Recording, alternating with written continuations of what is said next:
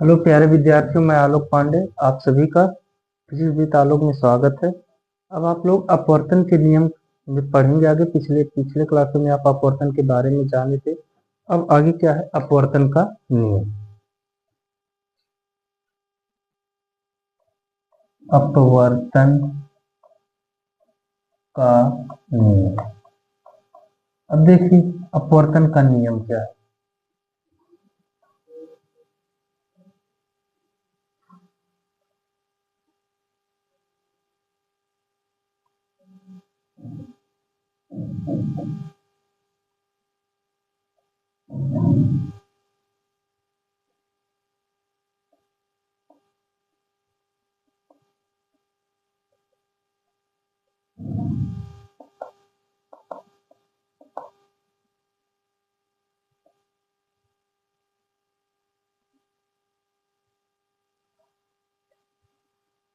अब देखिए अपवर्तन का नियम वही पीछे बताया था। पहला क्या है आपतित किरण।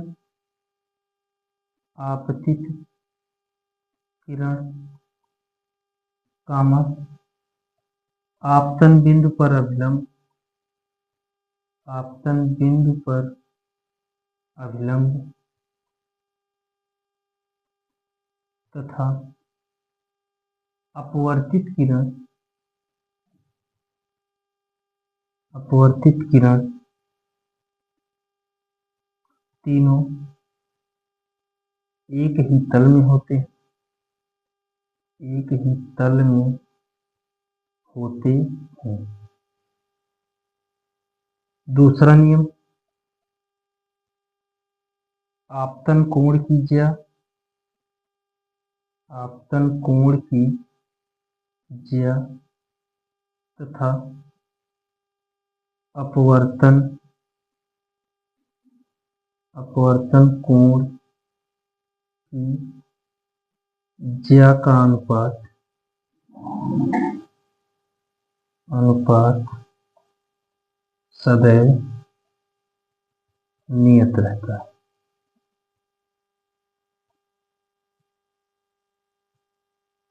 यानी साइन आई बटे साइन आर बराबर नियतांक।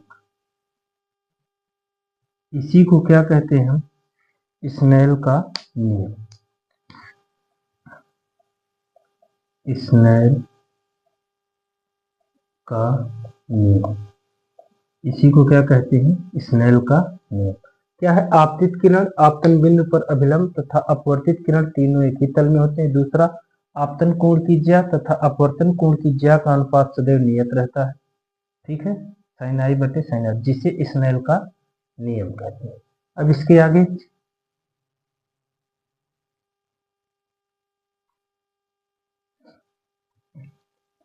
आगे देखिए क्रांतिक कोण। क्रांतिक कोण। अब देखिए क्रांतिक कोण क्या है। सघन माध्यम में बना सघन माध्यम में बना वह आपतन कोण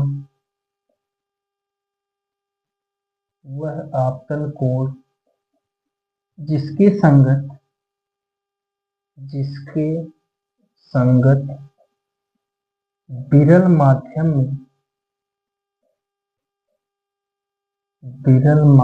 में अपवर्तन कोण 90 अंश होता है। अपवर्तन कोण क्या होता है 90। क्रांतिक कोण क्या है सघन माध्यम में बना वह आपतन कोण जिनके संगत विरल माध्यम में अपवर्तन कोण 90 अंश होता है। इस स्थिति से प्रदर्शित किया जाता है। ठीक है देखिए क्या है कि सघन माध्यम में आपतन कोण रहेगा और विरल माध्यम में अगर अपवर्तन कोण उसके संगत कितना हो रहा है 90 अंश हो रहा है तो वह क्या कहलाएगा क्रांतिक कोण। अब देखिए इसी से रिलेटेड है पूर्ण आंतरिक परावर्तन। पूर्ण आंतरिक परावर्तन। अब देखिए पूर्ण आंतरिक परावर्तन क्या है? ठीक, पूर्ण आंतरिक परावर्तन। तो देखिए पूर्ण आंतरिक परावर्तन क्या है? यदि यदि आपतन कोण का मान यदि आपतन कोण का मान क्रांतिक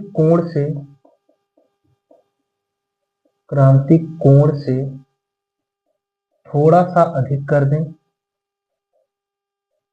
थोड़ा सा अधिक कर दें, अधिक कर दें, तो किरणें विरल माध्यम में ना जाकर विरल माध्यम में ना जाकर सघन माध्यम में वापस लौट जाती है, वापस लौट जाती है, जिसे क्या कहते हैं? पूर्ण आंतरिक परावर्तन। यानी क्या है कि आपतन कोण को क्या किया जाए?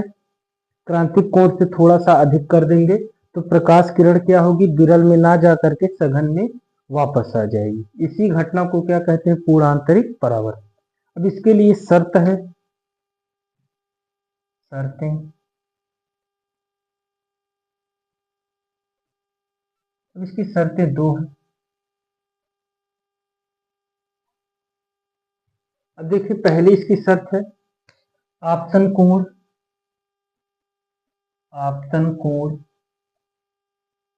क्रांतिक कोण से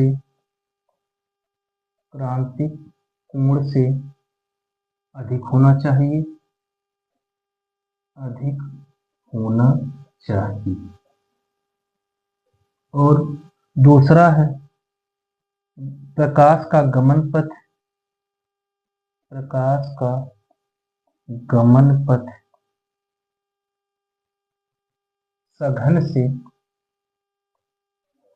सघन से विरल होना चाहिए।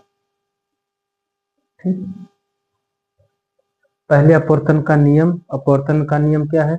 आपतित किरण आपतन बिंदु पर अभिलंब तथा अपवर्तित किरण तीनों एक ही तल में होते हैं। दूसरा, आपतन कोण की ज्या तथा अपवर्तन कोण की ज्या का अनुपात सदैव नियत रहता है, जिसे हम स्नेल का नियम कहते हैं। अब इसके आगे क्रांतिक कोण सघन माध्यम में बना हुआ है आपतन कोण जिनके संगत विरल माध्यम में अपवर्तन कोण 90 अंश होता है, क्रांतिक कोण कहलाता है। पूर्ण आंतरिक परावर्तन, यदि आपतन कोण का मान क्रांतिक कोण से थोड़ा सा अधिक कर दें तो प्रकाश किरणें विरल माध्यम में ना जाकर के सघन माध्यम में वापस लौट जाती हैं। इस घटना को पूर्ण आंतरिक परावर्तन। इसकी दो शर्त है, पहला शर्त आपतन कोण क्रांतिक कोण से अधिक होना चाहिए और दूसरा प्रकाश का गमन पथ सघन से विरल होना चाहिए। ठीक, देखिए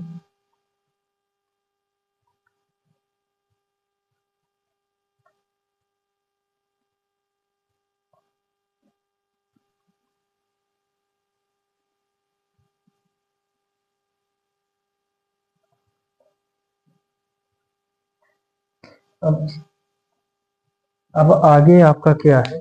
लेंस है। क्या है?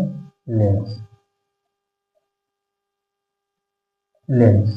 अब देखिए लेंस क्या है कि ऐसा पारदर्शी माध्यम होना चाहिए जो दो गोली पृष्ठों से घिरा हो अथवा एक गोली और एक समतल पृष्ठ से घिरा हो, लेंस कहलाएगा। ठीक है, यानी क्या है कि ऐसा पारदर्शी माध्यम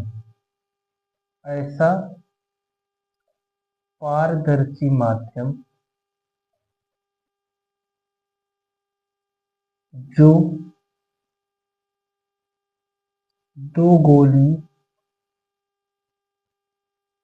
अथवा एक गोली तथा एक समतल पृष्ठ से घिरा हो, समतल पृष्ठ से घिरा हो, क्या कहलाएगा? लेंस का। यानी या तो दो गोलीय पृष्ठ हो इसका,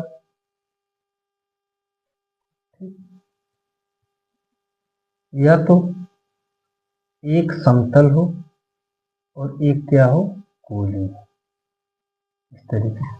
तो यह क्या कहलाएगा, लेंस कहलाएगा। अब देखिए यह जो लेंस होता है यह दो प्रकार का होता है, एक उत्तल होता है, एक उत्तल होता है और दूसरा होता है अवतल। ठीक। अब देखिए उत्तल लेंस क्या है,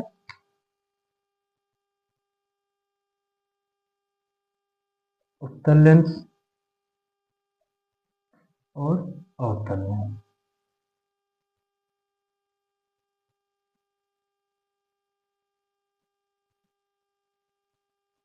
अब देखिए उत्तल लेंस बीच में मोटा तथा किनारों पर पतला, किनारों पर पतला।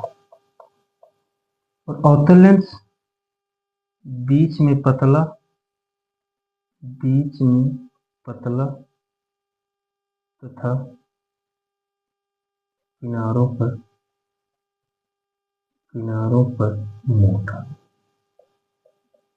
ये चीज यानी उत्तल लेंस किसे कहते हैं, वह लेंस जो बीच में मोटा तथा किनारों पर पतला होता है उसे उत्तल लेंस कहते हैं। अवतल लेंस वह लेंस जो बीच में पतला तथा किनारों पर मोटा होता है उसे अवतल लेंस कहते हैं। अब इसकी फोकस दूरी अगर आपको देखना है, फोकस दूरी, फोकस दूरी, फोकस दूरी, फोकस दूरी अगर देखनी है आपको तो 1/f बराबर 1/b माइनस 1/u होता है। लेंस की फोकस दूरी 1/f बराबर 1/b माइनस 1/u। ठीक है।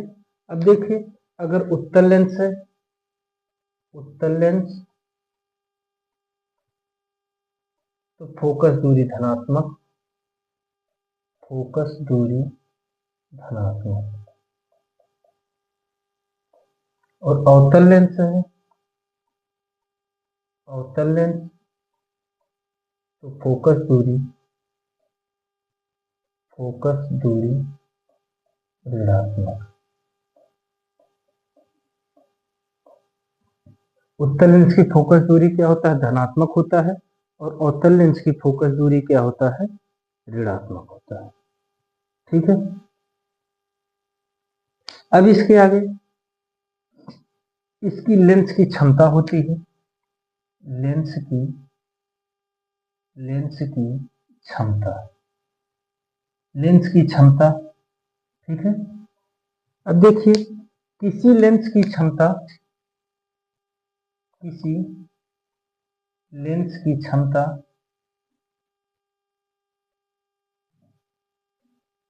उसकी मीटर में, मीटर में मापी गई फोकस दूरी के, फोकस दूरी के व्युत्क्रम के बराबर होती है, फोकस दूरी के व्युत्क्रम के बराबर होती, यानी P बराबर 1/f, ये किसमें हो, मीटर में। ये भी हो सकता है P बराबर 100/f, कब होगा, सेंटीमीटर में। मात्रक इसका होता है, मात्रक होता है डायोप्टर, मात्रक क्या होता है, डायोप्टर, जिसे कैपिटल D से प्रदर्शित करते हैं। यह लेंस की क्षमता। अब इसी में इसी का रेखीय आवर्धन, रेखीय आवर्धन। अब रेखीय आवर्धन इसका क्या है, आप लोग रेखीय आवर्धन जानते हैं, दर्पण में जो पढ़े थे वही सेम चीज है। प्रतिबिंब की लंबाई तथा वस्तु की लंबाई के अनुपात को रेखीय आवर्धन, प्रतिबिंब की लंबाई, प्रतिबिंब की लंबाई तथा वस्तु की लंबाई के अनुपात को अनुपात को रेखीय आवर्धन कहते हैं। प्रतिबिंब की लंबाई तथा वस्तु की लंबाई के अनुपात को रेखीय आवर्धन, वही सेम फार्मूला रहेगा यम बराबर, लेकिन यहाँ पे माइनस नहीं रहेगा, v बाई यू बराबर y2 बटे y1, यह फार्मूला। अब आप लोग जानते हैं v प्रतिबिंब की दूरी,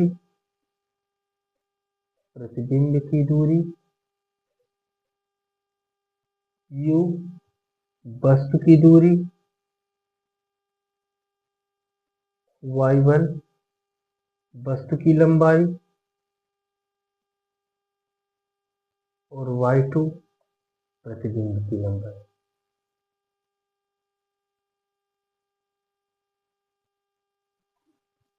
देखिए लेंस क्या है, ऐसा समांग पारदर्शी माध्यम है जो दो गोली पृष्ठों अथवा एक गोली तथा एक समतल पृष्ठ से घिरा होता है, उसे लेंस कहते हैं। लेंस दो प्रकार का, उत्तल लेंस, अवतल लेंस। उत्तल लेंस क्या, बीच में मोटा किनारों पर पतला, अवतल लेंस बीच में पतला किनारों पर। फोकस दूरी निकालना 1/f बराबर 1/v माइनस 1/u। यहाँ से न्यूमेरिकल पूछा जाता है, न्यूमेरिकल। उत्तल लेंस की फोकस दूरी धनात्मक, अवतल लेंस की फोकस दूरी ऋणात्मक। जब उत्तल लेंस की फोकस दूरी धनात्मक है तो क्षमता भी धनात्मक होगी, ठीक। लेंस की क्षमता, किसी लेंस की क्षमता उसकी मीटर में मापी गई फोकस दूरी के व्युत्क्रम के बराबर होती है। P बराबर 1/f मीटर में, या P बराबर 100/f सेंटीमीटर। मात्रक इसका क्या हो गया, डायुक्त। अगर रेखीय आवर्धन पीछे आप लोग जानते हैं, प्रतिबिंब की लंबाई तथा वस्तु की लंबाई के अनुपात को रेखीय आवर्धन कहते हैं। m बराबर v/u बराबर y2 बटे y। तो v बराबर प्रतिबिंब की दूरी, u वस्तु की दूरी, y1 वस्तु की लंबाई तथा y2 प्रतिबिंब की लंबाई। ठीक, देख लीजिए।